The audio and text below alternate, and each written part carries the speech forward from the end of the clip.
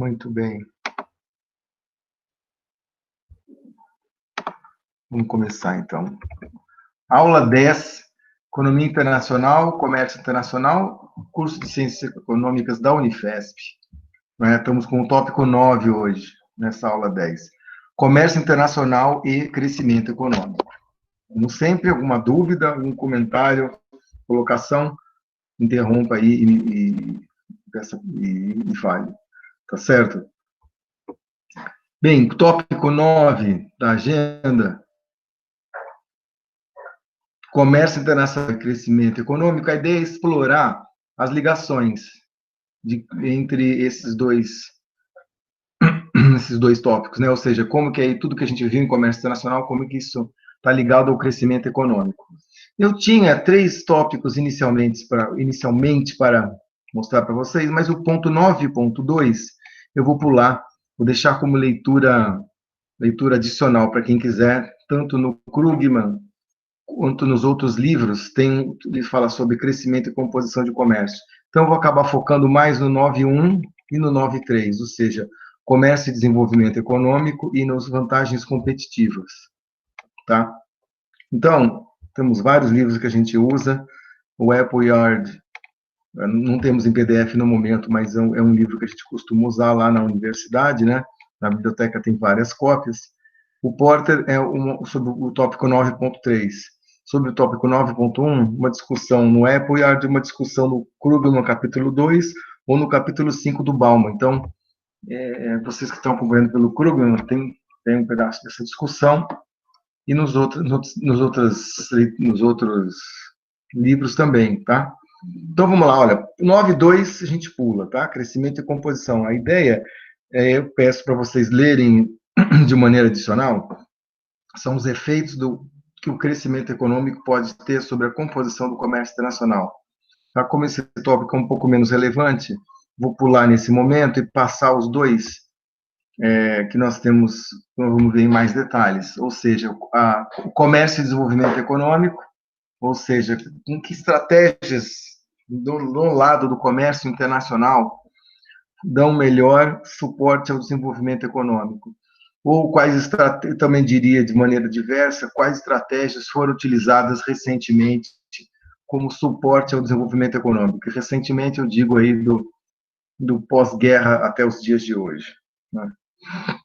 E, finalmente, o tópico 3, a ideia das vantagens competitivas, é o modelo do diamante do Michael Porter, né, onde você, ao invés de falar em vantagens comparativas, como uma das principais teorias do comércio internacional, a gente fala em construir as vantagens comparativas, tá?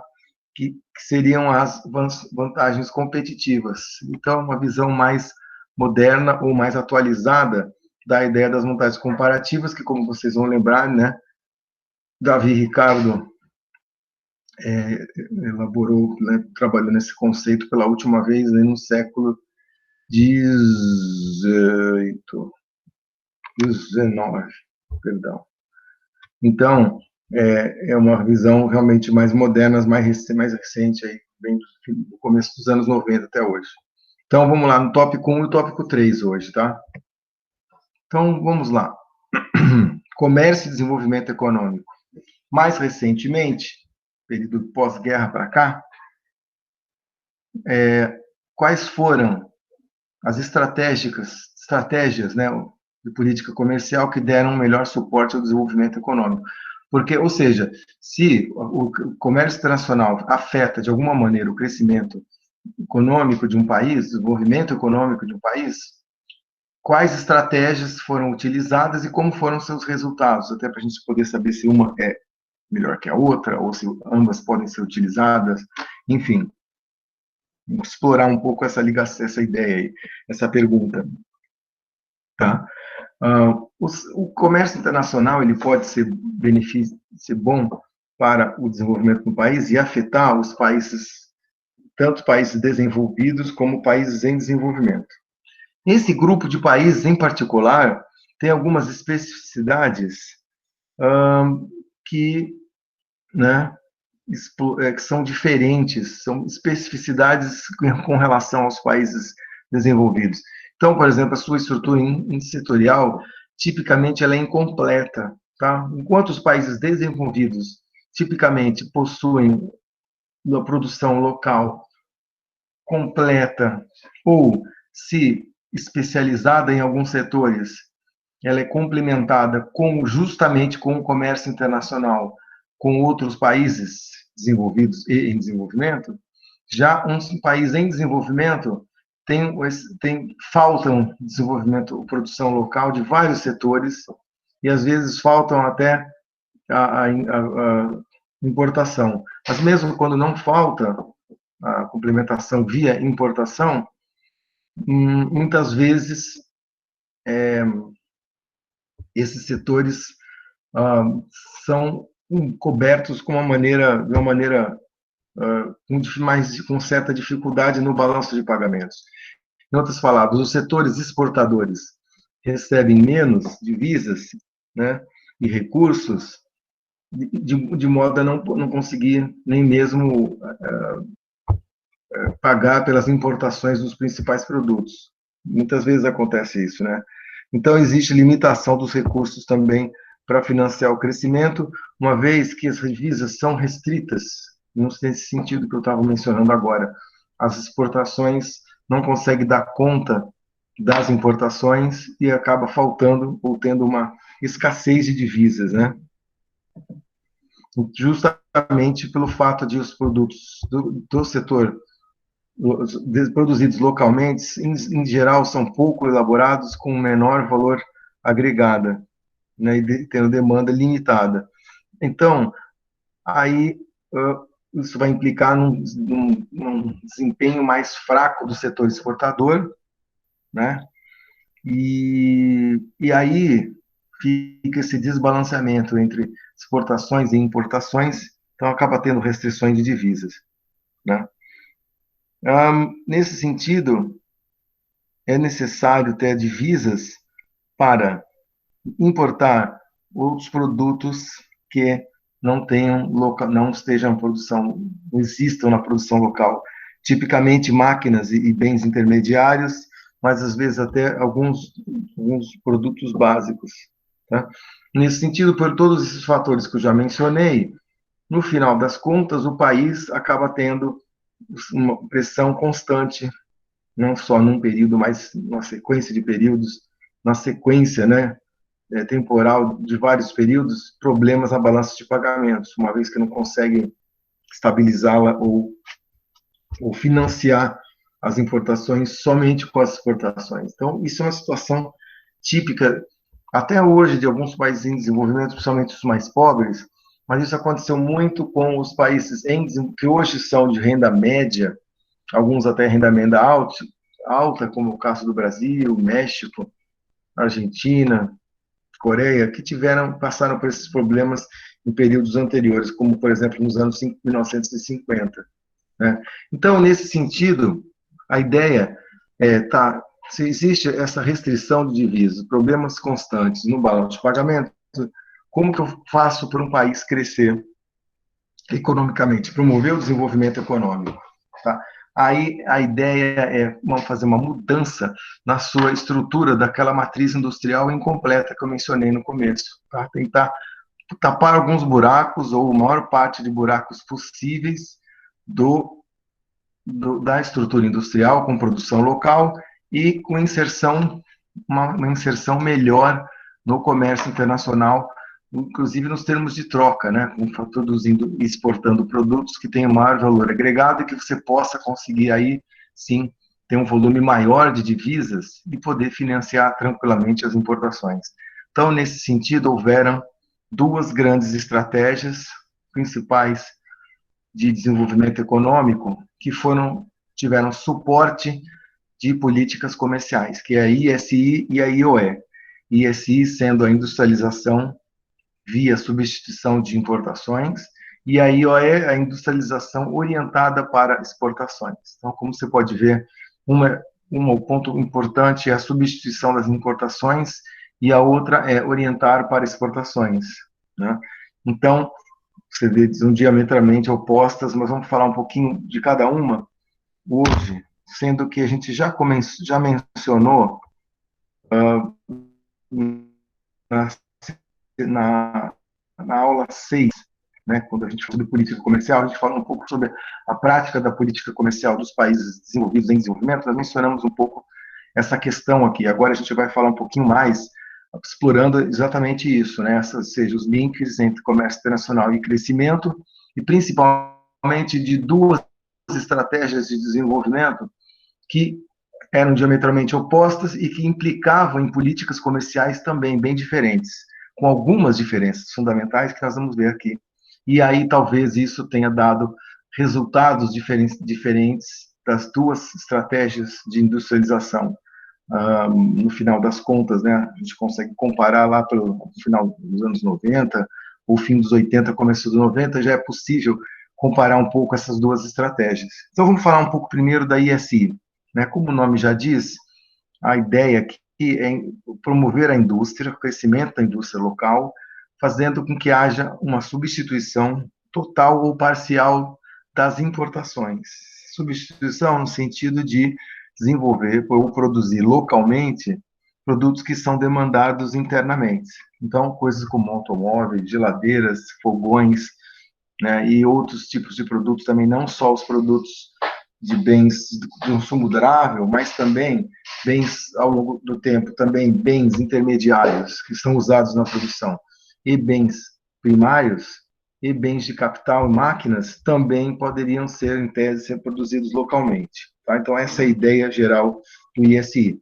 Cabe notar, antes de avançar com essa discussão do ISI versus IOE, que vários países, né, adotaram essa estratégia de ISI, não só países em desenvolvimento, mas países que hoje são considerados desenvolvidos, ou pelo menos, né, de alguns anos são considerados desenvolvidos, mas que tiveram industrialização tardia. Não sei se vocês vão lembrar dessa discussão aí, da aulas de outras disciplinas, mas a questão da industrialização primeiro foi promovida em países como Reino Unido, né, Inglaterra, França, e depois indo para alguns outros países de maneira mais tardia, já no final do século XIX e início do XX, como Estados Unidos, Japão e Alemanha. Esses três países, que são países desenvolvidos, né, e a gente pode, já há algum tempo, né, já cabe notar isso, que eles mesmos fizeram isso, ou seja, nessa época em que eles tiveram a sua industrialização, no fim do século XIX, começo do XX, eles promoveram essas mesmas, ou quase todas essas estratégias, e tomando esses cuidados ou políticas que vamos falar daqui a pouco de ESI, típicas de ESI, esses países também adotaram, tá? Então não é só coisa porque, né, o pessoal fala da CEPAL, da América Latina, que são países da CEPAL que fizeram isso, é verdade, mas, assim, tem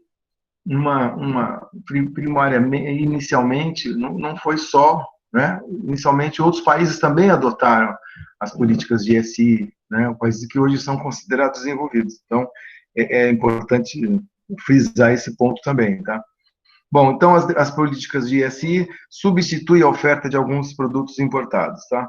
Nesse sentido, à medida que você vai conseguindo fazer isso, vai reduzindo a pressão sobre a balança de pagamento, porque aqueles produtos que eram importados, pagos com divisas, né, em moeda forte, vão sendo cada vez menos necessário importar, né, por causa da substituição dessas importações. Então, a questão vai se desenvolvendo dessa maneira, certo? Tem demanda internamente, como aqueles produtos de bens de consumo durável que eu mencionei, automóveis, geladeiras, fogões, etc. Mas também bens intermediários, bens básicos e bens de maquinário, máquinas e equipamentos. Né?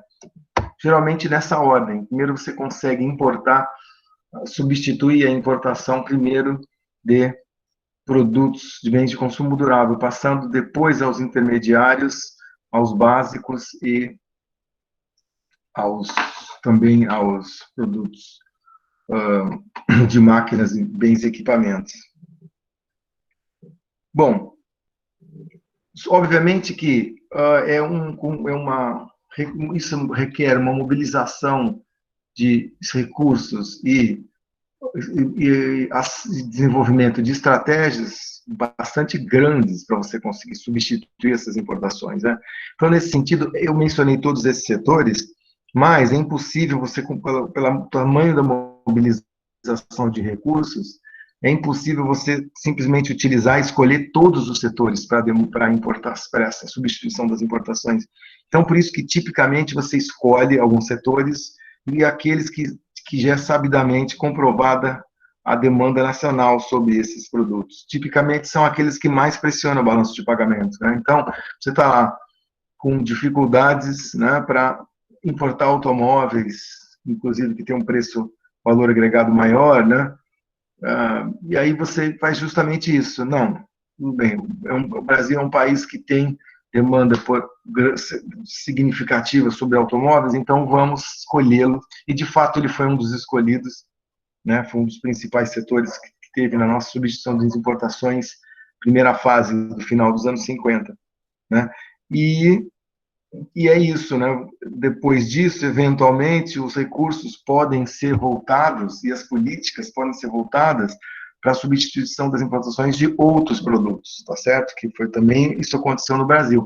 Automóveis e bens de consumo durável, anos 50, e depois, na sequência, outras coisas, né? O governo produzindo alguns produtos básicos e depois e substituindo a importação de outros, chegando até o setor, alguns setores, umas partes do setor de bens e equipamentos, máquinas e equipamentos.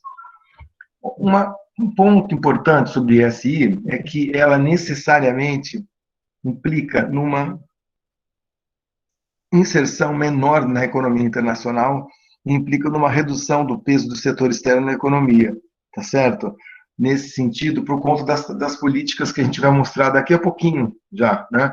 Como implementação de tarifas de importação, altas tarifas de importação e outras barreiras comerciais, né? Para proteger, poder desenvolver internamente o setor, você precisa proteger esse setor com altas tarifas. Então, esse setor ele fica menos inserido na economia internacional. Assim, o setor externo ele diminui e fica, nesse sentido, menos sujeito a choques externos. É uma outra vantagem também, né? Você depende menos do comércio e da economia internacional, então você também está menos sujeito a choques, como choques que podem acontecer, e aconteceram no balanço de pagamentos, né? É sabido que durante a guerra, um dos efeitos complicados sobre a economia brasileira foi a falta de demanda pelos produtos brasileiros, no caso, principalmente café, né? Que implicou por conta da Segunda Guerra Mundial, né? Então, aí o Brasil teve sérios problemas com balança de pagamentos, inclusive com os produtos importados. Se bem que não, na Segunda Guerra não era só uma especificidade nossa, né? Isso aconteceu com todos os países, enfim, tiveram dificuldades por conta da guerra, da Segunda Guerra. Então, vamos lá. O que seriam os primeiros, os principais pontos ou políticas que estão associadas à ISI? Estímulos para a produção local, né, substituindo a produção, a importação desses bens. De que tipos de estímulos? Primeiro, estímulos por parte do governo, estímulos fiscais e de crédito, né? Então, emprestando financiamento. Então, o mercado de desenvolvimento, quando não existe, o desenvolvimento do mercado financeiro também. Mas também incentivos fiscais no sentido de desconto no pagamento de impostos ou até subsídios, né, para a produção. 2, proteção comercial, tarifas, cotas e outras barreiras comerciais. Aqui, tipicamente, entra a política comercial, né? Ou seja, são essas altas tarifas que vão proteger e evitar que coisas que estão sendo a produção substituída por produção local sejam importadas, né? Enquanto eu ponho uma tarifa de 200% na produção de automóveis, eu estou produzindo localmente e não estou sofrendo competição das importações. Isso é bastante importante, senão você não consegue desenvolver a indústria local, né? Isso vale para os outros setores também. Então, tudo que for proteção comercial entra aqui, né? E realmente, no caso do Brasil, houve alguns casos de tarifas muito altas. Eu lembro que em um período, talvez anos 70, 60 para 70, as tarifas de importação de automóvel eram 200%. Ou seja, um automóvel importado, você pagava 3 vezes o preço do produto original. Aí fica difícil. Aí é só por isso explica porque nos anos 70 só o Pelé tinha um Mercedes importado, porque o automóvel custava 3 vezes mais do que o preço, né, de importação. Então, isso daí é muito típico da política de ESI. Investimentos na infraestrutura. Como a infraestrutura é bastante importante para mobilizar recursos, e tipicamente o setor privado não vai ter esses recursos, então são feitos investimentos públicos para promover a infraestrutura.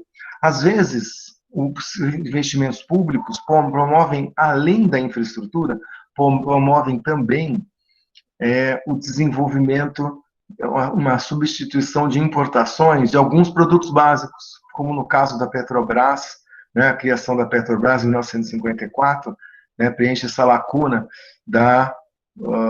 de você importar o petróleo, continua importando o petróleo, mas produz localmente a, a, a gasolina, né, o refino do petróleo com seus vários produtos, gasolina, diesel, etc. Então, eu diria aí que o investimento público entra tanto na infraestrutura, mas também no provimento de alguns produtos básicos também para a economia. Para o setor privado, cabe investimento em alguns setores, tá? E aí cabe uma distinção entre setor privado externo, ou seja, multinacionais, e setor privado local, tá? O primeiro, com mais capacidade de mobilizar recursos, né, vão conseguir, justamente por isso, conseguir investir em setores mais intensivos em capital, então como automóveis, né, produção de automóveis muito intensiva em capital já nos anos 50, né, menos no início do desenvolvimento do automóvel, mas já nos anos 50, bastante intensivo já em capital.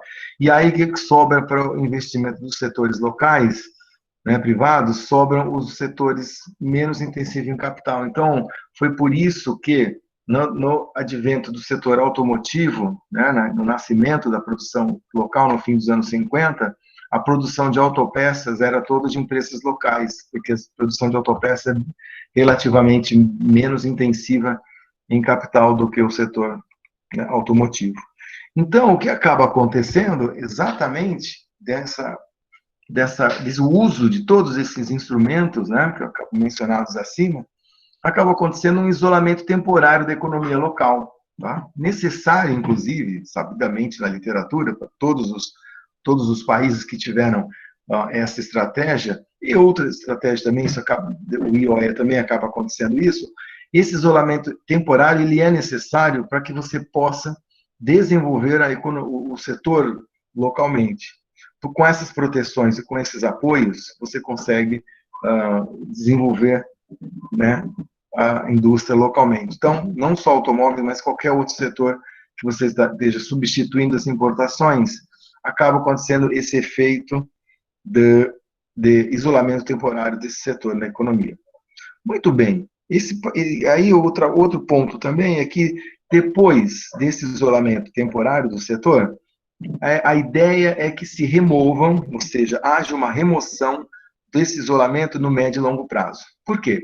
Porque a indústria já tem competitividade suficiente depois de alguns anos, no qual você pode remover, por exemplo, esses incentivos fiscais de crédito. Ou pode também remover a proteção comercial de altas tarifas e cotas que nós mencionamos. Talvez até o governo não precise mais de infraestrutura e com os vários setores da economia, com uma economia mais completa, né, do ponto de vista industrial, você vai possível, né, funcionar melhor, de maneira mais eficiente em toda a cadeia. Os mercados de crédito locais, tipicamente, também se desenvolvem, né, ao longo do tempo, então, de modo que você não precisa mais desse isolamento da economia local. Antes de explicar por que eu coloquei esses dois pontos de interrogação entre parênteses aqui, que vocês estão vendo, do lado da palavra isolamento temporário e da palavra emoção, eu vou mencionar que foi muito comum no países da América Latina, a estratégia ISI durante os anos 50, 60, 70 e 80. Né?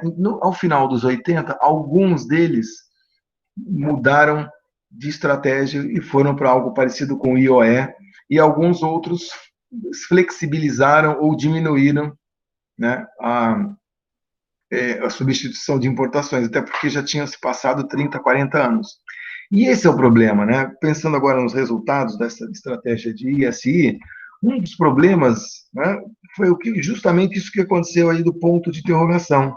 O isolamento temporário, que era para ser temporário, acabou não sendo nada temporário na grande maioria dos países da América Latina.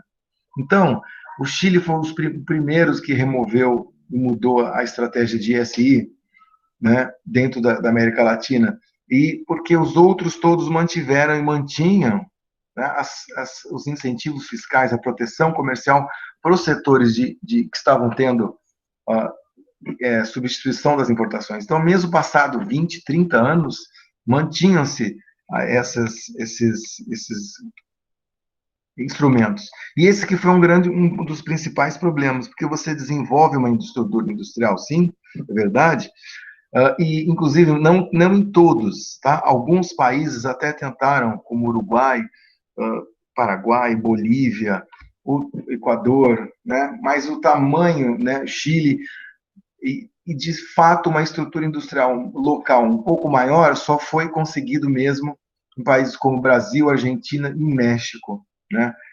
O Chile, está certo que ele logo desmontou o isolamento temporário, foi um dos que fez isso de maneira mais rápida, enfim, mas os outros países não conseguiu, muito provavelmente por conta do tamanho dos mercados também, né? Você precisava de uma demanda significativa para sustentar a produção local desses setores. Então, eles então só conseguiu o desenvolvimento de estrutura industrial no Brasil, no México e na Argentina, sendo até que na Argentina foi bastante revertida. Bom, até no Brasil, né, nos anos 90, depois a gente vai falar sobre isso, mas poucos países conseguiram, sim, desenvolver uma indústria, tapar buracos grandes na estrutura industrial. O Brasil, por exemplo, nos anos 70, 60 e 70, com os planos de desenvolvimento dos governos militares, fez a substituição de importação de outros setores, não só desses setores de bens de consumo durável do fim dos anos 50 que eu mencionei, mas também outros setores, né? Inclusive de bens de máquinas e equipamentos, bens de capital, né? Máquinas e equipamentos, e também de produtos básicos e de bens intermediários. Não todos os buracos na cadeia industrial, mas vários deles sim houve de então ISI desses setores no Brasil também. Então a gente tem uma estrutura industrial relativamente desenvolvida, no caso do Brasil. O problema principal é que pelo isolamento temporário não ter sido nada temporário e sim longo, e essa remoção desse isolamento não demorou demais para aparecer, o que aconteceu é que foi desenvolvido, sim, um setor industrial, mas com um custo de eficiência altíssimo, né? Esses estímulos, que eram temporários, ficaram-se permanentes, e o setor acostumado a baixíssima concorrência, né, cresceu de maneira, como eu vou dizer, totalmente bastante ineficiente na maior parte dos setores. Tanto é que muitos deles, depois dessas empresas nesses vários setores, como informática, por exemplo, mas também no setor automotivo, muitas empresas não aguentaram a concorrência quando aumentou, quando depois, finalmente, o isolamento temporário foi sendo retirado no finalzinho dos anos 90, no começo dos anos 90. Tá? Eu nunca me esqueço a eleição de 1989, o Collor, que também não é nenhuma flor que se cheirar, não era nenhuma flor que se cheirasse, mas ele mencionou a ideia de que os carros brasileiros eram carroças, tá? O que ele quis dizer é que justamente as 4 empresas que produziam automóveis no Brasil formavam um oligopólio extremamente ineficiente e os carros produzidos de maneira muito menos eficiente do que no resto do mundo, e assim jamais conseguiriam competir se eles tivessem que exportar ou concorrer em outros mercados, tá certo? Isso daí vai ser uma grande diferença no IOE. esse tópico aqui, isolamento temporário, quando a gente for falar de OE daqui a pouquinho, vai ser vai acontecer de maneira oposta, já já a gente vai ver, tá? Mas o que eu ia dizer é que depois disso, quando o que acontece é que tão ineficiente, o governo já estão todos endividados por vários motivos, mas é necessário aí você remover essas proteção comercial e os incentivos fiscais e de crédito, porque o governo também já não está mais conseguindo, né, financiá-los, né? E muda então para uma liberalização parcial ou total da economia. O México e o Chile foram os mais, como eu vou dizer, que promoveram uma mudança mais forte, né, nesse ponto aqui dos anos 80 e 90. O Brasil foi fazendo isso de maneira mais gradativa, tá? Collor promoveu em 90, 91 uma pequena liberalização do setor do comércio internacional, que nem a gente falou naquela aula de política comercial do Brasil, e depois a FHC fez também uma pequena liberalização, mas como a gente está agora, estava naquela época já, nos anos 90, 94, 95 para frente, pensando no Mercosul, né, aí a política comercial foi feita de maneira não, uma liberalização foi feita, mas não tão forte por conta disso, porque você tinha agora os parceiros do Mercosul para pensar também e fazer uma política comercial em conjunto, né? Então, o problema foi isso, então, que o alto custo de eficiência desse setor protegido, que existiu em alguns países, mas, né, a um custo altíssimo de eficiência. Já o IOE, ele funciona um pouco diferente, tá? Então, vamos explicar agora, falar um pouquinho sobre a industrialização orientada por exportações, tá? Assim como o ISI tinha a ideia de substituir produtos que tivessem comprovada demanda interna, pelo menos começar por esses setores, mas eventualmente continuar a substituição das importações para outros setores também, o IOE vai ter uma coisa semelhante, né? A ideia é pensar, como nós estamos orientados para exportações, a ideia é, então, produzir no país produtos que tenham demanda por exportações, ou seja, que o resto do mundo se interessariam e gostariam de comprar tais produtos. Então, eu vou escolher produtos que têm comprovada demanda internacional. Então, a diferença do outro era comprovada demanda local. Então, se automóveis têm uma demanda local, tem um peso grande na minha balança de informações, eu vou substituir aquela importação no caso anterior. Nesse caso aqui, eu vou pensar um pouco diferente, vou ver o automóvel de maneira diferente. Se existe uma grande demanda por automóveis no mundo, então eu vou exportar automóveis, vou produzir automóveis. Só isso daí você já vê a diferença, né, de visão entre as duas políticas. Por quê? Porque a ideia aqui é, se o automóvel é importante e eu vou exportar automóveis, eu vou estar mais inserido na economia internacional e não menos inserido, como no caso do ISI que eu mencionei agora há pouco. Tá? Por quê? Porque eu tenho que exportar automóveis. E mais um detalhe, tá? Beleza, eu vou exportar automóveis, certo? Então, para eu produzir esses automóveis localmente, veja bem, não é produzir localmente automóveis para substituir a importação, porque eu estou preocupado com a balança de pagamento. Não é isso. É produzir automóveis para poder exportar para o resto do mundo, porque tem demanda externa. Então, tem uma diferença de visão aí, tá? Então, aí vamos ver os instrumentos que são importantes dentro do IOE, né, instrumentos para estímulos para a produção local, para conseguir esses resultados, tá? O interessante é que eles são parecidos, principalmente o 1, 2 e 3. Dá uma olhada aí, 1, 2 e 3, parecidíssimos, né? Existem subsídios à produção igual, aqui é diferente. Existe subsídio adicional à exportação. Então, a empresa que produz automóvel ganha subsídio. E, além disso, se você exporta, você ganha subsídio de exportação. Tá certo? Olha só o apoio ou a visão exportadora aqui. Por outro lado, a proteção comercial, com as tarifas e cotas igualzinho do Brasil, da América Latina, do ISI, existe também, e é igualzinha. Por quê? Porque eu tenho que desenvolver o setor localmente, tá? eu tenho que desenvolver o setor localmente para exportar automóveis. Então, eu vou proteger meu setor. Lembra, né, que eu não consigo, eu tenho que, para produzir localmente, eu tenho que blindar aquele setor, porque senão eu vou ter concorrência das importações. Vai ser um problema, né? Se eu tiver concorrência das importações, como é que vai fazer? Então, eu tenho que blindar com tarifa alta do mesmo jeito, tá certo? Mas sobre esse ponto 2 tem uma diferença, já já eu falo sobre isso. Então, é igualzinho. Subsídio de produção, igualzinho. Agora, subsídio de exportação é uma novidade. Investimento público na infraestrutura, igual. Tá? Agora, o que investimento, esses 4 e 5 são bem diferentes. Aliás, o 4 simplesmente nem existe na outra visão, né? Aqui, por quê? Vamos pensar uma coisa. Eu mencionei para vocês sobre a competitividade do ISI. Ao fim e a cabo das políticas, um problema sério foi que as empresas ficaram, justamente por causa da proteção comercial, elas ficaram muito, como eu vou dizer, ineficientes, não foi? Muito, que até o Collor mencionou aí das carroças, tá? Aqui era o contrário. Aqui é o seguinte: tá, você quer proteção comercial para desenvolver o seu setor? Tudo bem, nós vamos fazer isso, você merece, vai ter uma tarifa de importação de 200%, igualzinho no Brasil, tá?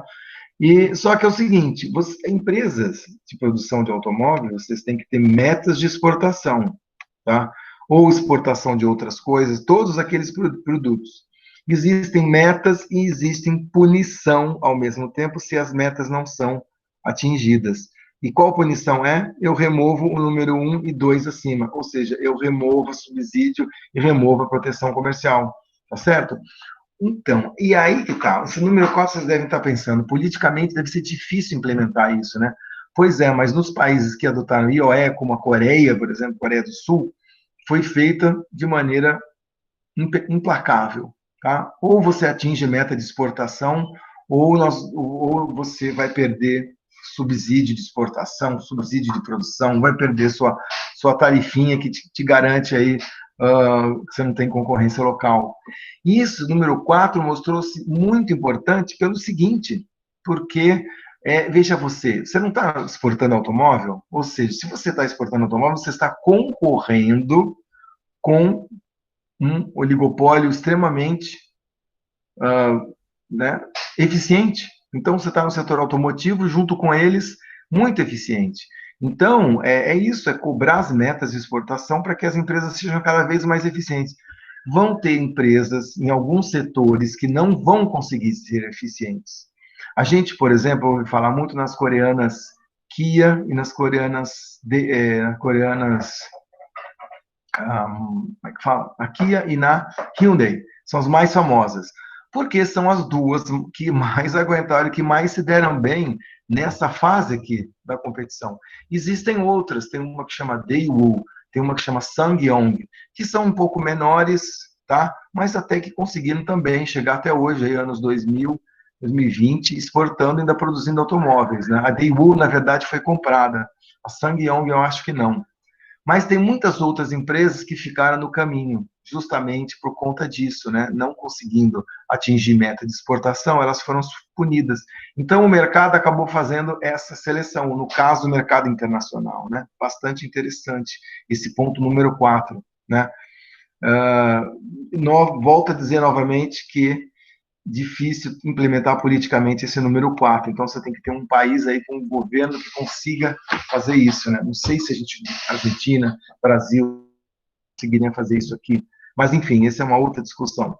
E um outro ponto, finalmente, um ponto importante, é que o investimento privado local, né, ele é dado basicamente pelo investimento local, tá certo? Aí você vai falar assim, putz, e aquelas multinacionais lá?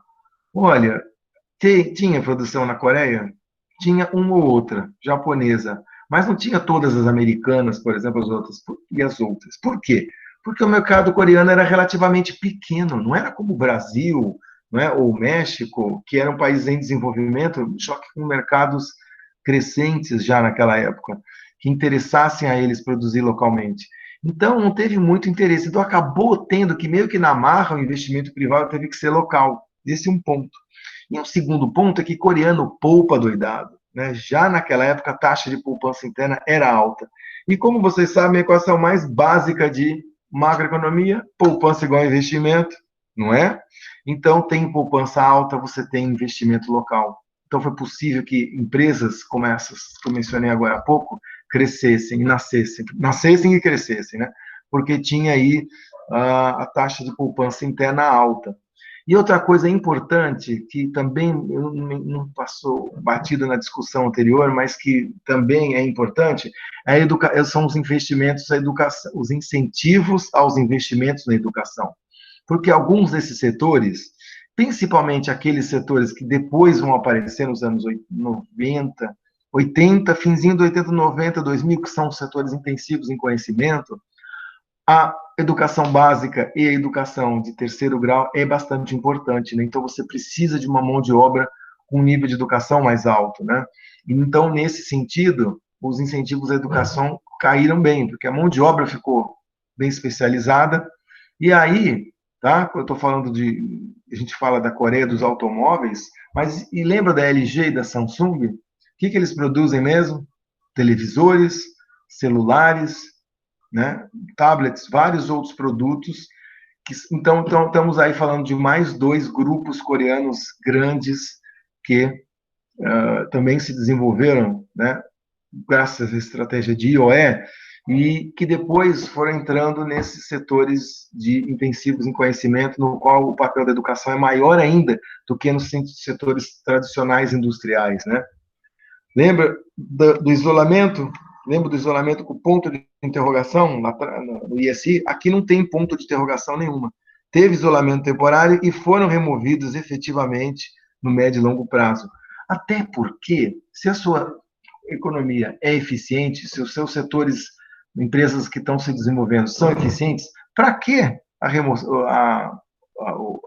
os, os benefícios lá, né, que fazem com que a empresa seja ineficiente?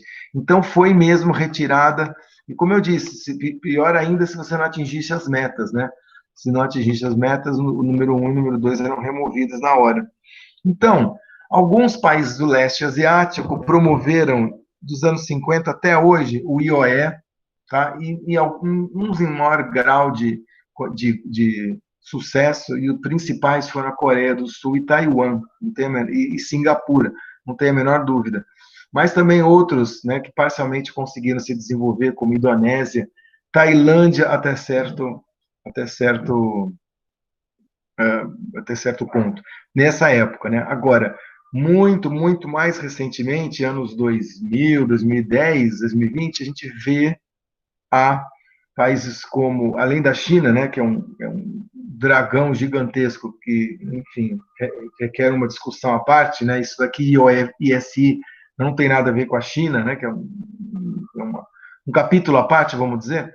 Aparecem alguns outros países do leste asiático, como Vietnã, Camboja, que desenvolvem, mas mais num outro esquema ligado ao crescimento da China e não tanto IOE desse jeito tradicional aí, que tem esse embate entre ISI e IOE dos anos 50 até os anos 90, 2000, mas sim crescendo de um outro jeito, crescendo nas cadeias globais de valor, sobre o qual nós vamos falar na próxima aula, né, o tópico 10.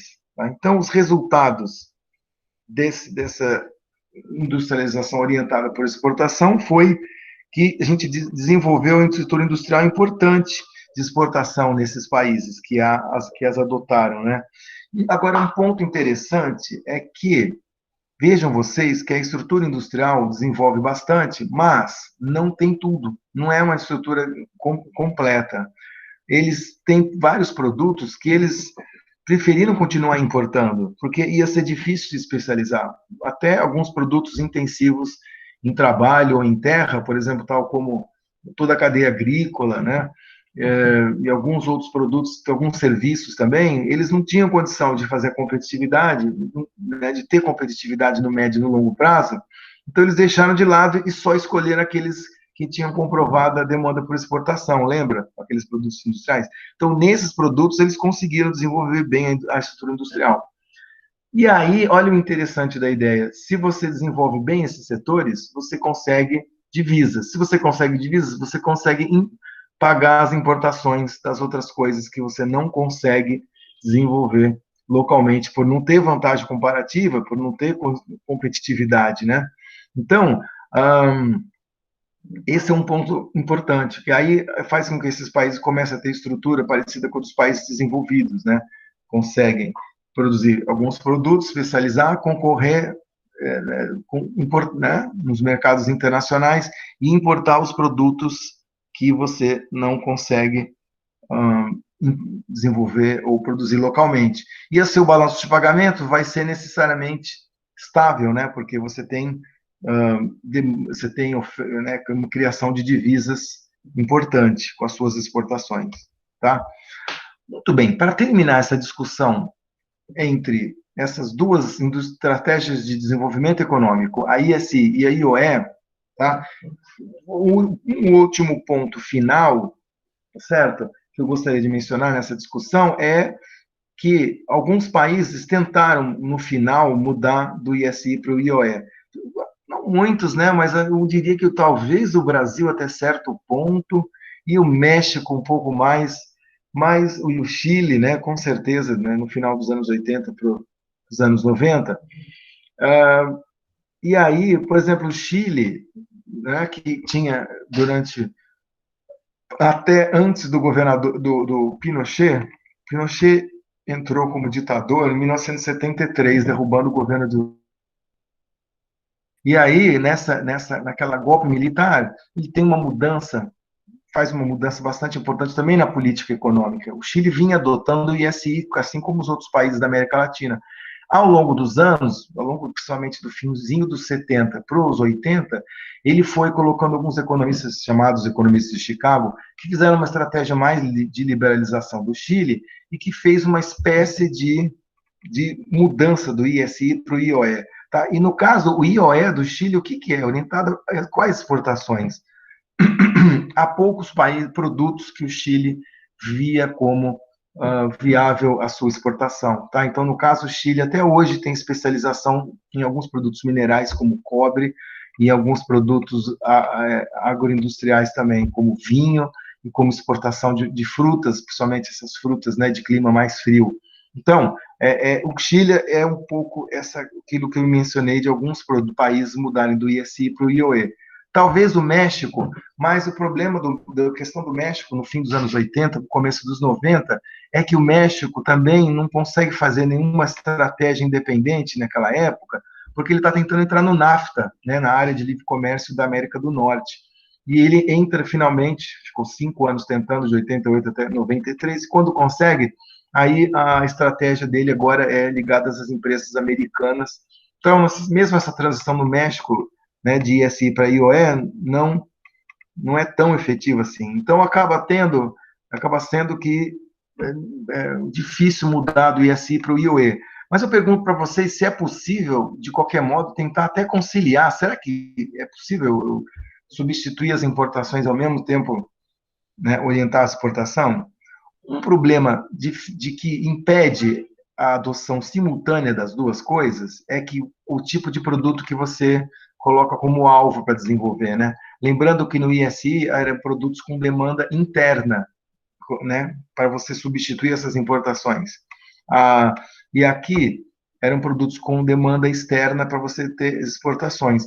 Então, a priori, se você pensar que se é possível conciliar essas duas coisas, pensar nos mesmos produtos, em tese poderia, tá?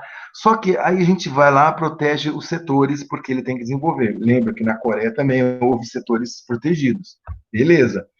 A questão é aquela questão do isolamento e da remoção e das metas de exportação. É importante, se você quiser desenvolver localmente o ISI e talvez migrar para o IOE, aí você tem que pensar nisso. Esses setores que você está fazendo para demanda local, estou pensando aqui no Brasil, se a gente tivesse feito isso, né? Se a gente tivesse cobrado com o governo militar metas de exportação e tudo, talvez o Brasil conseguisse, porque o Brasil tem uma economia maior, né? E talvez algumas empresas brasileiras que nascessem naquela época pudessem, sim, com metas de exportação, desenvolver de maneira mais eficiente, né? E conseguir desenvolver também a parte IOE, não só o ISI, né? Então, é difícil você fazer os dois ao mesmo tempo, só que, na verdade, não é fácil, porque você tem que remover esses incentivos depois de algum tempo, né? Isso politicamente não é fácil de conseguir. Olha que a gente estava num governo militar, né? Se é que tem, como a Coreia era um país autoritário também, nos anos 50, 60, 70, 80, né, com o ditador, foi possível, foi mais fácil fazer isso. E a gente, com nossa ditadura militar, teve dificuldade de conseguir fazer isso. Então, é uma questão política aí, não muito fácil de conseguir.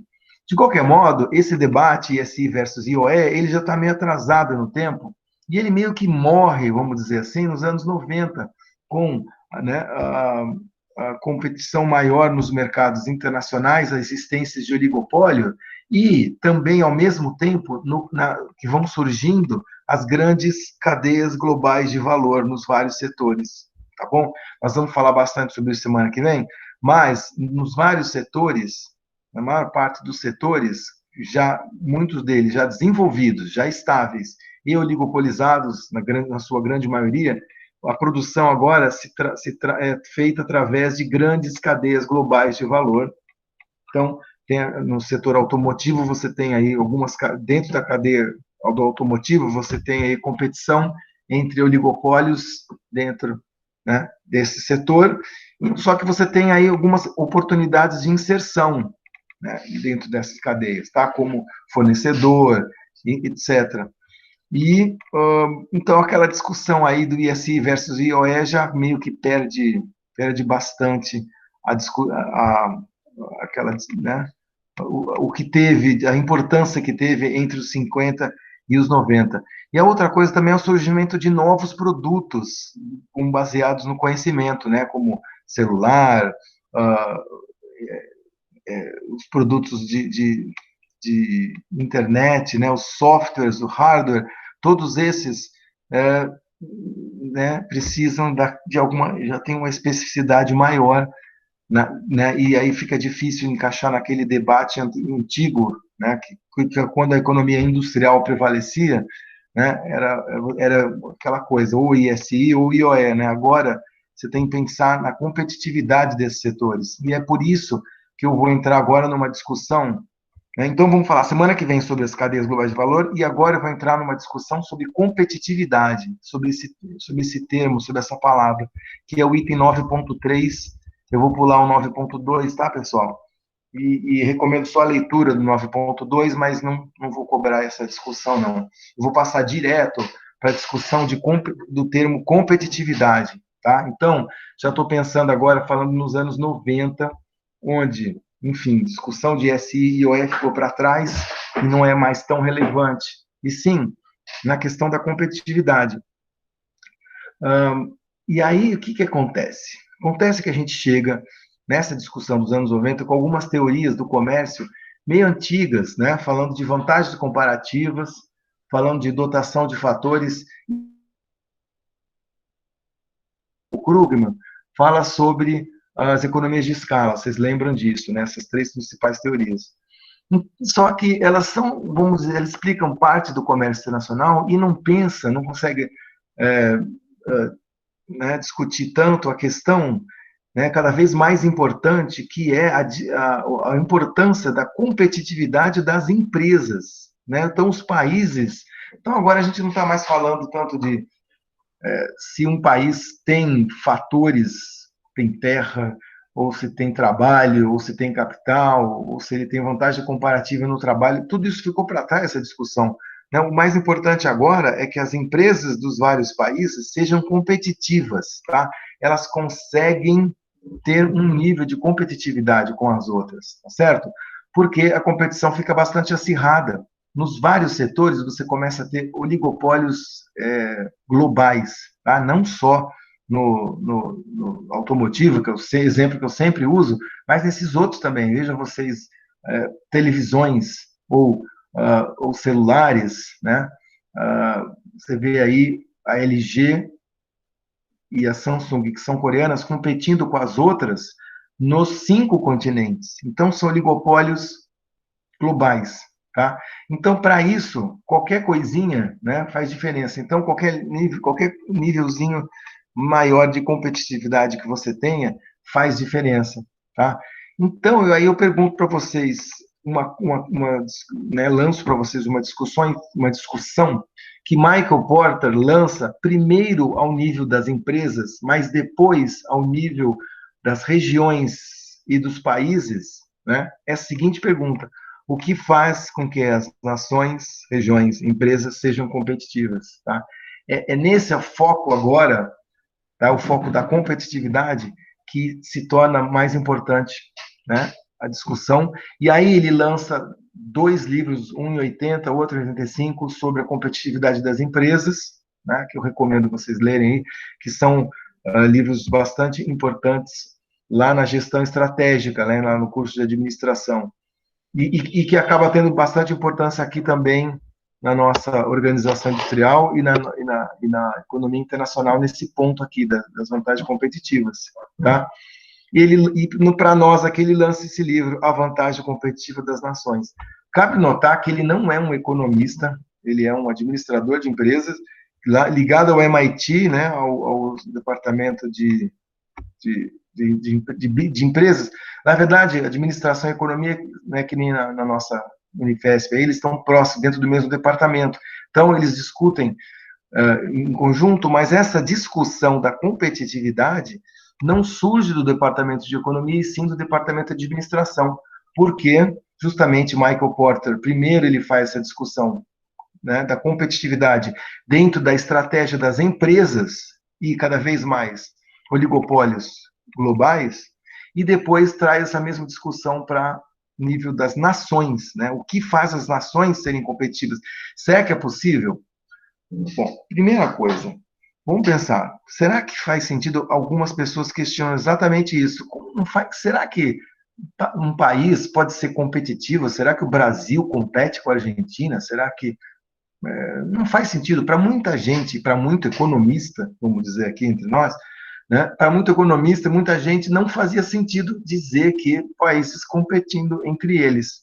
Mas se você pensa nesse ambiente de crescente oligopolização dos setores, e por conta disso, né, a competição, né, é dada por diferenças, por um pouquinho a mais de competitividade que você tem, você consegue né, uma vantagem competitiva do seu produto com relação aos seus concorrentes, né? Então, nesse sentido, é importante sim a competitividade. Não sei se vocês lembram da aula 5, 6 ou 7. Aula 8. Não, aula 6. Foi aquela que. Não, ou será que foi a 5? Acho que foi a 5, aquela que fala sobre a teoria do ciclo do produto, no qual eu mencionei para vocês o exemplo do setor de celulares, no qual quando o celular começa a ficar velho, entre aspas, ou seja, todo mundo já consegue copiar o celular um do outro, né? Aí passa-se a um novo ciclo de inovação para gerar um novo celular, no qual aquelas empresas que conseguirem essa vantagem competitiva sobre as demais conseguem os lucros, né, de lançamento desse novo celular. Então, eu também dei o exemplo naquele dia lá sobre como se deu a concorrência em alguns setores, por exemplo, inicialmente o celular da Nokia, que é aquela empresa finlandesa que depois foi comprada por uma empresa americana, conseguiu uma boa competitividade e se manteve líder durante um bom tempo, só que depois, num segundo estágio, outras empresas, numa nova inovação do celular, apareceram com mais competitividade, não sei se vocês lembram disso, no caso a BlackBerry canadense, que lança um celular com um pequeno visorzinho e um tecladinho, né? Então, o produto fica competitivo e depois todos começam a copiar, e aí finalmente entra o smartphone, né? Que a Apple consegue primeiro lançar, e depois os outros, principalmente Samsung, LG, e só depois as outras. Então, essas vantagens competitivas são extremamente dadas por esse tipo de coisas, né? Vantagens que você consegue colocar nos produtos nesse ambiente de extrema concorrência. E aí eu pergunto, qual é o papel que a nação tem né, né, nisso. Ou seja, porque é na nação, ou no estado, ou na região, né, ou na cidade, é que você obtém essa competitividade. Tá? Ela não é solta no ar, ela não está pairando, flutuando sobre o ar. Então, nesse sentido, que o país sede ou a região sede de uma empresa faz sentido e afeta, sim, a competitividade das empresas. Então, nesse sentido, se isso é verdade, então as nações elas afetam a competitividade das empresas e aí a gente pode falar em nações cada vez mais competindo entre si.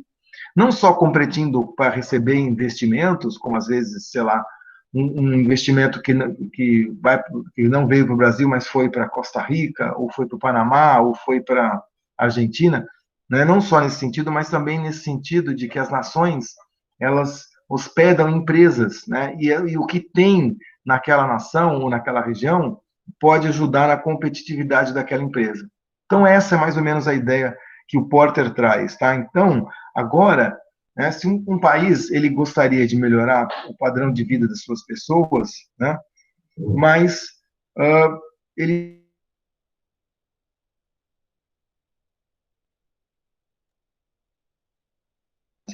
e por que a competitividade e a produtividade tem a ver com a melhoria do padrão de vida? Sim, depende tudo, né? O padrão de vida que uma qualidade de vida que uma nação, os habitantes daquela nação recebem, tem a ver com quão produtivas e competitivas são aquelas empresas, porque elas vão poder gerar mais renda, receita e circular dinheiro naquele país, né? Vai ter mais, o país vai ter um nível crescente de renda. Todos os países desenvolvidos foram assim. Então é por isso que competitividade e produtividade têm a ver com padrão de vida dentro de uma nação. Então, é importante falar, assim, em competitividade, tá, das nações e dos países. Bom, e os setores? Onde que as empresas e os setores aparecem nessa história?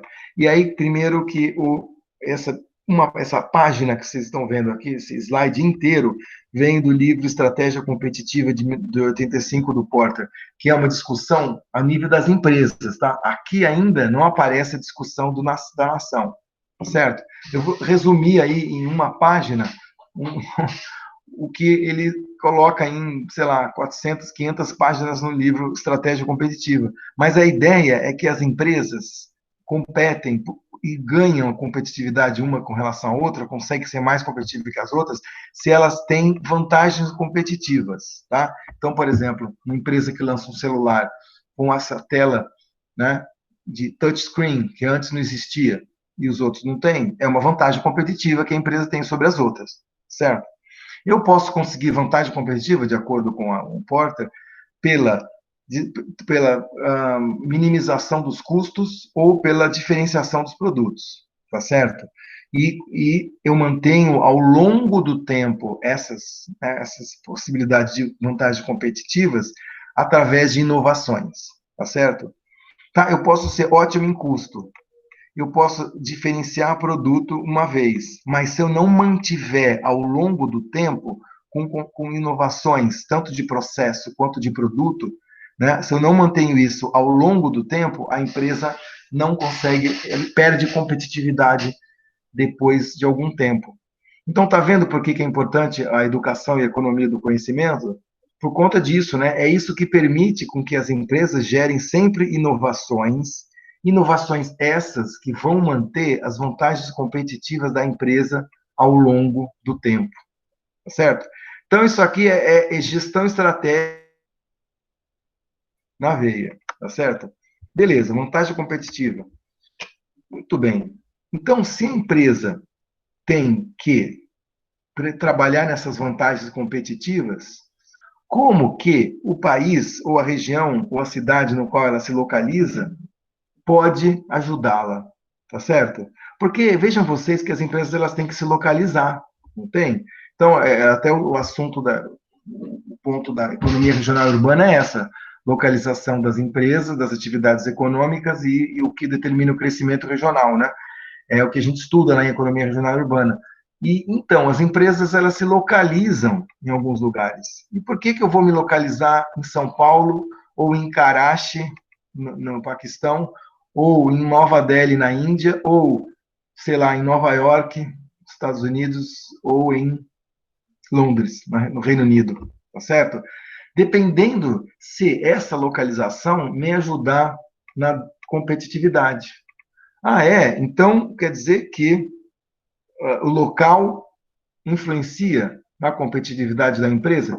Influencia. E é esse o ponto, e é isso que ele traz para a discussão, o Michael Porter, né? Ele diz que nações e regiões têm também algumas coisas que fazem com que determinem ou que influenciem a sua competitividade.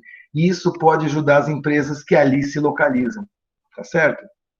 Esse é o ponto, por isso que eu sempre acho importante trazer essa discussão das vantagens competitivas, tá? Que as vantagens competitivas existem não só para as empresas, mas também existem no nível da discussão de países e de regiões. E o pior é que se eu olho para trás aí e olho aquelas teorias da economia internacional que eu passei para vocês no começo do curso, né, elas são incompletas, elas não ajudam a explicar muito por que um país aumenta, o país é competitivo, tá? Nem Krugman, nem Heckscher Ohlin, nem Davi Ricardo, muito menos o outro lá, né, os clássicos. Então, Adam Smith.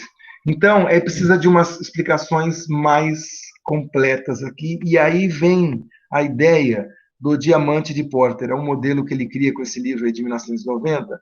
O diamante de Porter são as dimensões que influenciam a competitividade das nações e das regiões e que dão vantagens competitivas para elas, tá? É isso. Ele faz essa ligação entre empresa e local, tá certo? Onde ela se localiza. Então, a competitividade da empresa é importante, mas ela também depende, em parte, da competitividade naquela nação ou aquela região no qual ela se localiza. Tá? Então, vamos ver como funciona a vantagem competitiva das nações dentro do modelo do diamante do Porter. Tudo bem. Porter cria esse diamante aí com 4 dimensões, né, e menciona que são essas 4 dimensões que dão vantagem competitiva para as nações e para as regiões e, por conseguinte, para as empresas que ali se localizam. Quais são essas dimensões, essas 4 dimensões? São, 1, condição de fatores, 2, condição de demanda, 3, indústrias correlatas de apoio e 4, estratégia, estrutura e rivalidade das empresas. Então, tem esses quatro, vamos dizer assim, dimensões da competitividade e 2 dimensões fora do diamante, fora dessas 4, vão impactar cada uma dessas 4. E essas 2 são diamante, são acaso e o governo. No caso, o governo nacional, regional e local. Então, tá certo? São essas 4 coisas que dão a competitividade e correndo por fora, afetando essas 4 coisas, nós temos o acaso e o governo. Então, eu vou explicar um pouquinho agora as 4 dimensões do diamante de Porter e como que também o acaso e o governo podem influenciar. Então, vamos para o número 1, condição de fatores, tá certo? Tá aqui um desenho para a gente imprimir aí, ter no bolso, ou imprimir, colocar na geladeira, um lugar em que você vê bastante. Está aqui a condição de fatores, condições de demanda, indústrias e correlatas e de apoio, e aqui estratégia, estrutura e rivalidade das empresas. Então, ele desenhou aqui num formato de diamante, podia ter feito um quadrado, um retângulo, mas não, ele quis fazer um formato de diamante, e essas setinhas aqui mostram que as 4 dimensões interagem entre si. Então, a demanda pode afetar os fatores, os setores correlacionados podem afetar os fatores e a demanda e as estratégias das empresas, etc, etc. Correndo por fora, tem o acaso, que influencia os 4, e tem as ações de governo, que também influenciam os 4, e pode até ser influenciado pelas 4. Tá bom? Então, vamos falar de cada uma dessas 4 e depois do acaso do governo. Condição de fatores. O que é isso? Dotação de recursos necessários para que a nação ou região possa competir com as demais, certo? Então, olha só, opa, dotação de recursos necessários. Isso aqui é muito parecido com uma certa teoria do comércio internacional, né? Então, o número 1 é a cara do Rex Cherolin, é a cara do dotação de fatores, né? Lá é capital, trabalho e terra, aqui é recursos desses tipos de recursos aqui. E aqui é a primeira diferença. Esse modelo ele é mais completo, tá? O que está lá no Rex Cherolin vai aparecer aqui também, dentro das condições de fatores, só que de maneira mais completa. E outra, lá no Rex Cherolin é só aquilo, né? Aqui nós temos 4 fatores no diamante. Não são 4, tem os fatores, mas tem também a demanda, a indústria correlata e a das empresas, né? Daqui a pouco a gente vai ver os outros 3. Mas vamos ver o primeiro, então, que é parecido com o Rex Cherolin. Recursos humanos, trabalho, ele pode ser não especializado ou especializado. E tem também os recursos físicos, que é, né, o capital natural e as matérias-primas, mas também tem os recursos de capital, igual ou outra, mas diferente, no sentido que você tem custo de capital ou volume de capital. E aqui, né, recursos de conhecimento seria o capital humano, mas não só um estoque de capital humano, só o número de pessoas, mas sim o estoque de conhecimento que existem nas universidades daquele local, nos centros de pesquisa daquele local, tá certo? Então, tá vendo? Isso aqui é mais uma contribuição da teoria. Aqui, nessa teoria, condição de fator também é a infraestrutura, certo? O que a gente tanto fala, vira e mexe, fala de infraestrutura, aqui é das condições que dá competitividade, né? É um dos fatores que dá competitividade. Presença de portos, aeroportos, ferrovias, hidrovias, estradas, energia elétrica, rede de telecom, né, disponibilidade de correio, infraestrutura de saúde, de educação. Então, é infraestrutura mais ampla, tá? Tudo isso aqui faz parte da condição de fatores, tá certo? Então, é isso. Primeira diferença básica, que já deu para ver que comparado com o Rex Cherolin, quando eu falo em fatores aqui, é muito mais completo, muito mais abrangente. Um outro ponto diferente também que ele introduz é que os fatores não são todos iguaizinhos. Existe uma hierarquia entre eles. Tem alguns fatores que são mais básicos, né? Portanto, o custo dele ou o valor agregado dele é menor, e tem fatores que são mais avançados, cujo custo e também valor agregado são mais altos, tá? Então, os fatores básicos têm a ver com clima, natureza, mão de obra não especializada. Agora, os outros, mão de obra especializada, infraestrutura, pessoal capacitado, instituições de pesquisa, né? Que tenham conhecimento em disciplinas avançadas, né? E o capital específico, máquinas específicas, tudo isso é um fator avançado. Então, pessoal, tem todos esses fatores, só que alguns são mais importantes do que outros. Os avançados são mais importantes do que os básicos. Tem esse detalhe também, tá? Então, condição de fatores. Outra coisa, os fatores podem ser específicos. Pode existir uma certa especificidade de fatores. Como assim?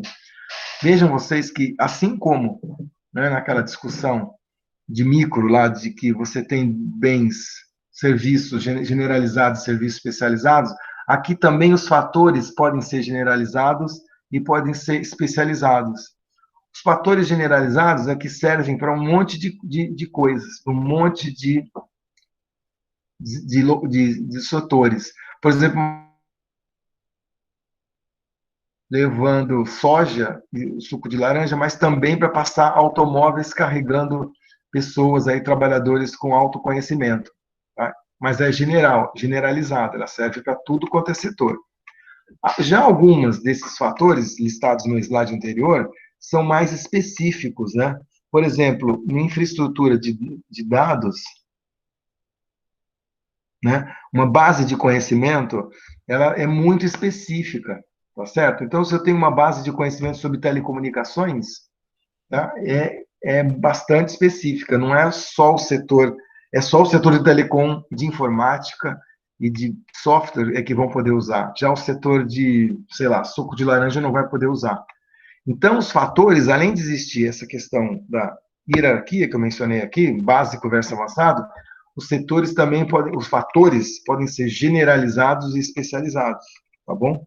Isso daí é uma discussão bastante importante. Inclusive, existe até uma relação entre as duas coisas, tá? Ou seja, os avançados tendem a ser especializados, tá? Não em todos os casos, mas eles tendem a ser, tá certo?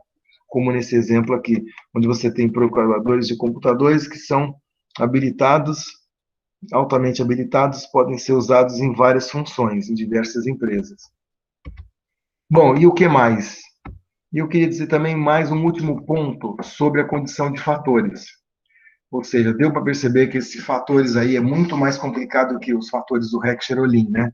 Um outro ponto importante também é que esses fatores especializados, eles precisam ser, eles são, justamente por ter um valor agregado maior, né, gerar valor agregado maior, eles são mais caros e são sujeito, como qualquer outro fator, sujeito a investimento, óbvio.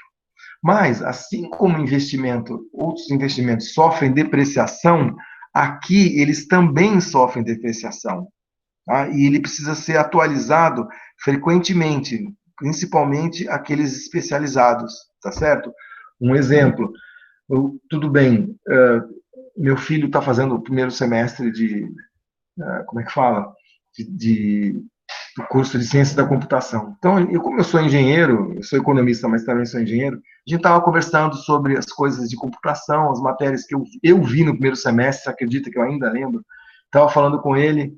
Pois bem, mudou de um jeito, tamanho, a indústria de computação, que alguma das coisas que ele fala para mim é grego, e alguma das coisas que eu falo para ele de computação é grego. Ou seja, mudou demais, mudou totalmente. E aí é meio que se eu houvesse tido uma depreciação naquele conhecimento que eu ganhei de informática e de computação lá nos anos 80, quando eu fiz engenharia no primeiro ano, segundo, terceiro ano, né? E aí, então, o que, que acontece é que você, justamente, o capital humano também sofre depreciação. Por isso que as pessoas têm que estar constantemente estudando. Né? Não adianta ser só, me formei em economia, acabou, chega, vou jogar toalha. Não, como o mundo tem mudado bastante, né, e tem surgido novos produtos, os fatores de que dão competitividade têm mudado bastante, a gente tem que estar em constante aprendizado. Por quê? Porque esse conhecimento se deprecia. Então, os fatores, as condições de fatores mudam, né, ao longo do tempo e é necessário investimento constante e atualização desse capital, não só do conhecimento, mas também da infraestrutura, né? Esse meu computador aqui, ele, por exemplo, eu estou usando, quase pifou mais de uma vez, graças a Deus está funcionando bem hoje, mas ele já é uma infraestrutura defasada. Não adianta, eu tenho que deixar de ser teimoso e comprar um computador novo, porque a diferenciação ela é bastante, né, ela acontece nos vários produtos, e aqui também não é diferente. Bom, segundo ponto do diamante. Então, fatores é extremamente importante, mas diferente comparado com o Heck-Cherolin, muito mais, vamos dizer, desenvolvido nesse sentido. E o que é a ideia da demanda? Uma demanda, a qualidade daquele mercado comprador nacional é um outro fator que também influencia na competitividade do local, tá certo? E aí a gente fala de qualidade do mercado, pode ser o seguinte, mais de uma coisa, pode ser um mercado que tem uma renda mais alta, ou que tem uma quantidade de pessoas maior, ou as duas coisas juntas, né? Ou uma mão de obra, ou uma mão de obra mais exigente com relação à qualidade dos produtos, tá certo? Tipicamente, um consumidor que tem mais renda, ele tende a ser mais exigente pelos produtos que ele compra, não é? Do que um consumidor que tem uma renda mais baixa em um país mais pobre, né? Ele vai ser menos exigente porque é o que a renda dele dá, né? Mas nos países que têm uma mão de obra ou uma demanda pelos produtos de maneira que os consumidores são mais exigentes e sofisticados, eles demandam mais dos produtos. Eles não vão aceitar qualquer produto. Então, isso acaba puxando do lado da empresa a melhoria dos processos produtivos e dos processos de desenvolvimento de produto, né?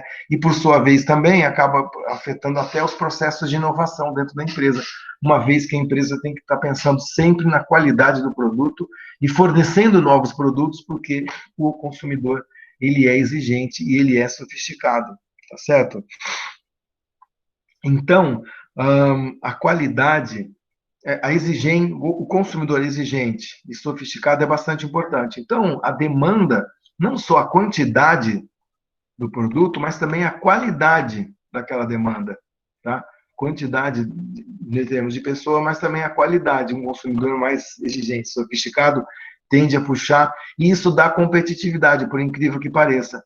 Então, você pode ver, por exemplo, os consumidores americanos ou consumidores europeus ou japoneses, ou hoje em dia também, por que não, brasileiros e os coreanos, são mais exigentes do que já foram um dia, né? Antigamente, as pessoas dos mesmos países, ou de países com renda mais baixa, né? Eles tendem a. E isso aumenta, puxa todos esses processos para cá e acaba puxando a competitividade do local. Então, não é só os fatores, tá? Mas a parte da demanda também é importante. 3, indústrias de correlatos e de apoio. O que ele usou esse termo para dizer o que nós aí em economia falamos dos setores para frente e para trás, né? Que são ligados à cadeia produtiva daquele produto aí que está sendo desenvolvido, né, que nós estamos mencionando. Então, fornecedores, existência de fornecedores, de distribuidores que também são competitivos e qualificados, isso também é importante porque te dá um acesso a insumos que você com menores custos, com melhor qualidade, com maior rapidez, e aí isso pode te dar com vantagem competitiva também. Então, a proximidade, inclusive, né, também tema da disciplina Economia Regional e Urbana, que a gente ministra aí, de eletiva de vez em quando, a proximidade também gera isso, né? Economias de aglomeração, que a gente chama de economias de aglomeração, ou um benefício para todas aquelas empresas que estão juntas, próximas uma da outra. E o que gera essa benefício são exatamente essas coisas aqui, né? Que está mencionado aqui. Né? Ou seja, eu tenho um acesso aos insumos que eu preciso com custo menor, com maior rapidez, né? De forma preferencial, coordenado, inclusive, por um sistema produtivo né, de empresas coordenadas numa cadeia produtiva. Então, é isso. Também na região ter, ou no país, ter indústrias correlacionadas, né, ou de apoio, que são as indústrias para frente e para trás, que estão ligadas, também é importante. E 4, um ponto sobre, e aí isso aqui é Porter totalmente, né, 100%, né, que é a ideia das empresas, o papel das empresas, certo? Estratégia das empresas, estrutura do mercado e rivalidade das empresas. As 3 coisas são importantes. Por quê? Porque isso gera o ambiente no qual as empresas nascem, são organizadas e competem entre si, tá certo? Lembra daquela discussão ISI e IOE? Como fez mal aquela proteção, o isolamento que durou 30, 40 anos, porque as empresas não precisavam competir? Aqui é justamente o contrário, né? As empresas que precisam competir, que têm uma rivalidade, que têm outras empresas na estrutura do setor e que elaboram estratégias que levam em conta a presença dessas outras empresas, né, vão poder desenvolver a competitividade, né? Porque essa rivalidade presente, né, as estratégias que se adequam vão ser bastante importantes nessa disputa. Você vai ter um mercado interno com rivalidade, com concorrência, né? Então, é bastante importante isso. E é isso que ele traz para essa discussão também, o Porter, né? A questão o papel das empresas daquele país, no aumento da competitividade daquele país. Então, é isso. Tá? As empresas têm estratégias diferentes, participam cada vez mais de uma de uma rivalidade com as empresas do setor em estrutura local, né, que favorece isso através de relações interpessoais, relações de capital, normas sociais. Muitas vezes as empresas elas mudam, as pessoas mudam de uma empresa para outra e consigo nessa mudança leva capacitação, leva um conhecimento, né, e a possibilidade de fazer inovação. E é essa cultura local de empresas rivais que têm estratégias, né, levando isso em conta, vão fazer com que gerem vantagens competitivas também sustentáveis, né, também naquela região.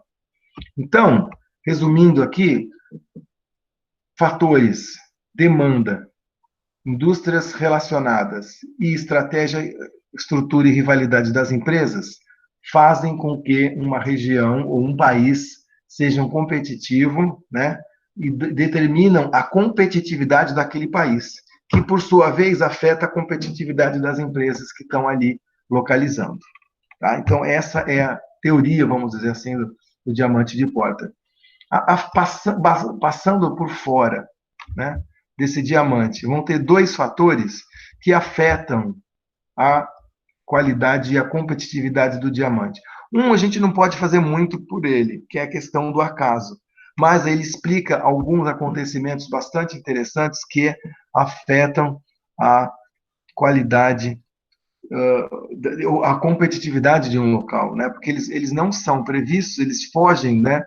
Então, coisas como um ato de uma invenção, uma invasão, uma guerra, uma retaliação, até atentados, mudanças de demanda do mercado externo, acontecimentos políticos, inovações, descobertas tecnológicas que são, às vezes, fora do controle da empresa e até fora do governo, do controle do governo local, né, fazem com que haja uma mudança, tanto para o bem quanto para o mal da competitividade de uma determinada região. O pessoal sempre fala que a indústria de aviação nunca mais foi a mesma desde a queda das Torres Gêmeas, né? E a queda das Torres Gêmeas, bombardeio, né, terrorista das Torres Gêmeas, foi um ato de acaso, acaso nesse sentido, quer dizer, ninguém podia prever que fosse acontecer e mudou, né, aquele setor de aviação de uma maneira estrutural, né? Enfim, isso é só para dar um exemplo, mas também, às vezes, um ato de pura invenção. Uma das principais empresas americanas de chips, né, de computadores, nos anos 50, nasceu, eu não lembro o nome dele agora, e nem mesmo o nome da empresa de chips, mas ele estudou naquela universidade de Stanford e resolveu, ali nos anos 50, né, começo dos anos 50, ou seja, pós-guerra, criar uma empresa de chips naquela região, de chips de semicondutores. Usando os semicondutores que tinham sido desenvolvidos ali em Stanford, ele começou a fazer uns chips que depois começaram a ser usados em várias coisas, em computadores grandes, e depois, não é, quando os computadores diminuíram, né, viraram computador pessoal e laptop, nos computadores menores, nos celulares, hoje em dia tem celulares, né? E é isso que formou o Vale do Silício, esse ato de uma invenção que houve lá em Stanford, dos semicondutores que puderam ser usados nos chips do que hoje a gente chama de computador, celular, toda essa linha vem dali. E aí, isso daí, nesse sentido, é um acaso total, né?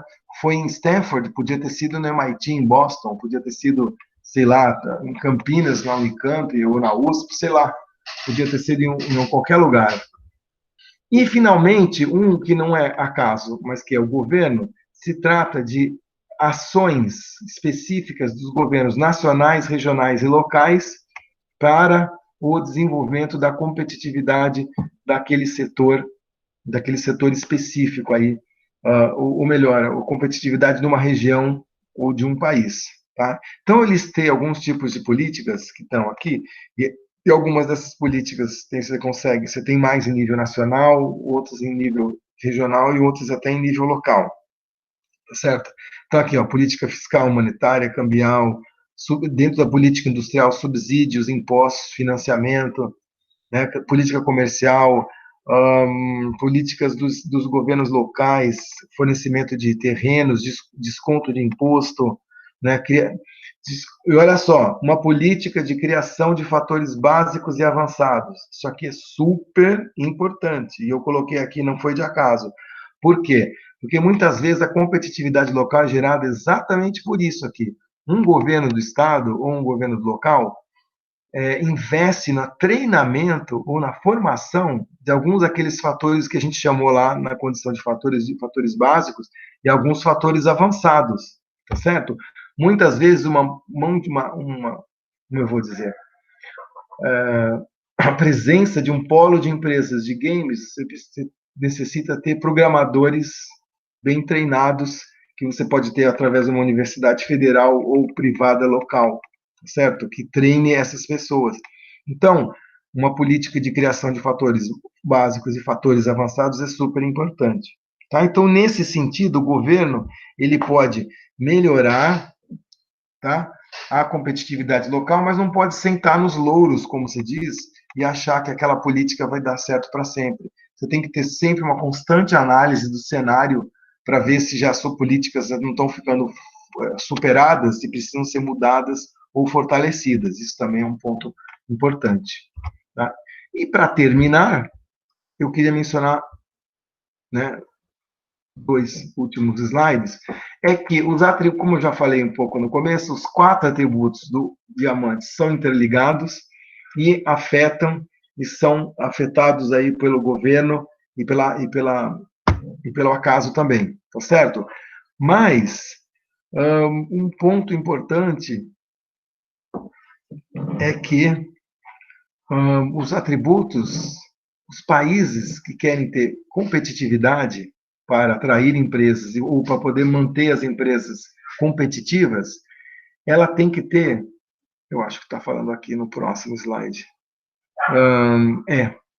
eu ia dizer isso daqui, ó, para obter ou manter as vantagens competitivas, né, ela tem que ter essa vantagem em todos os pontos do diamante. São necessárias vantagens por todo o diamante, tá certo? Ou seja, não adianta ter só alguns fatores e acabar, e pronto. Não, na verdade, você tem que ter as indústrias de apoio, as empresas têm que ter um ambiente de rivalidade, de estratégia adequado e tem que ter a demanda também, né? Além dos fatores. Então, são necessárias vantagens por todo o diamante. Voltando, o sistema do diamante ele é dinâmico, extremamente dinâmico até eu diria, porque essas ligações aí elas estão, como eu vou dizer, interagindo e mudando o tempo todo. Então, uma vantagem competitiva que você pode ter ao longo do tempo, pode ter no momento do tempo, você pode perder muito rapidamente se não é feita a leitura, porque isso aqui é um sistema dinâmico, tá? Então, isso aqui tem que ser acompanhado por alguém. No caso, sugestão, a gente sugere que os governos, né, tanto o governo nacional quanto os governos regionais e locais, acompanhem a competitividade local para justamente poder apoiar, ajudar as empresas no desenvolvimento do crescimento regional e local das empresas e manter sempre a sua competitividade, né? É isso. E aí, tem uma atividade aqui para vocês, já até estourei um pouco o tempo, mas eu só vou comentar rapidinho aqui essa atividade do tópico 9, né, que tem a ver com a pergunta aqui, tem a ver com isso que a gente acabou de discutir, essa discussão do vantagem competitiva do Porter. Quais são os determinantes das vantagens competitivas das nações e regiões do país? É o diamante, né? Explique resumidamente os 4 determinantes e os 2 fatores externos, como que afeta e, por conseguinte, afeta as vantagens competitivas das nações e regiões do país. É meio que um sumário dessa discussão aqui, o que vocês capturaram dessa discussão aqui, o que vocês trazem de importante para vocês, essa ideia das vantagens competitivas das nações. Tá? Então, a única atividade que eu peço para vocês é essa, a atividade do último slide, para que vocês façam e entreguem aí daqui a uma semana, um pouquinho mais. Tá certo? E essa outra questão aqui não precisa entregar, não é atividade, mas é um resumo daquela discussão da primeira parte de hoje. Quais as estratégias de comércio internacional têm sido utilizadas nos últimos 50 anos para dar suporte na promoção do crescimento econômico dos países em desenvolvimento? Já sabem, né, o ISI e o IOE. E a gente também já fez essa comparação nessa discussão nossa, comparando as suas principais estratégias e comente as principais diferenças e semelhanças. De fato, ele tem algumas semelhanças bastante importantes, né? E algumas diferenças, principalmente aquela questão das metas e das punições e do investimento em educação que a IOE tem, tá certo? E é possível promover as duas estratégias ao mesmo tempo? A gente já falou que não, porque é muito difícil você, né, fazer um alvo em empresas que têm demanda interna e demanda externa ao mesmo tempo. É difícil conciliar as duas coisas, né? Ainda que talvez você possa. hum, o ISI tem, você está desenvolvendo vários setores localmente, substituindo as importações. Enquanto no IOE, as exportações dos setores que você está desenvolvendo são menos, tipicamente são menos setores, são só alguns dos setores que têm demanda externa. Então, acaba sendo meio incompatível as duas coisas ao mesmo tempo, né? Então, tipicamente é difícil, mas não é impossível. Agora, eu diria que essa é uma discussão datada no tempo, tá? Porque isso daí realmente começa a ficar desimportante, né? Ou menos importante, a partir do começo dos anos 90, que é justamente quando o Porter lança essa discussão das vantagens competitivas. Então, eu acho que é mais importante a gente pensar nas vantagens competitivas e promover as vantagens competitivas ao nível local e ao nível nacional, do que pensar aí em ISI ou IOE ainda, né, como um tempo que já foi, né, já não volta mais. E a outra coisa também é a questão das cadeias globais de valor, né, que essa competição vai ocorrer globalmente em setores que são oligopolizados. Então, eu diria que se vocês fossem pensar numa discussão mais moderna de, de comércio internacional versus crescimento econômico, os tópicos mais, né, interessantes têm a ver com essa ideia das vantagens competitivas e com a formação e concorrência, né, dentro das cadeias globais de valor, que é o que a gente vai falar na semana que vem também. Beleza? Então, é isso, tá? Atividade, esse último slide, era basicamente isso, o que eu tinha aí para discutir com relação à aula de hoje, até extrapolou um pouco aí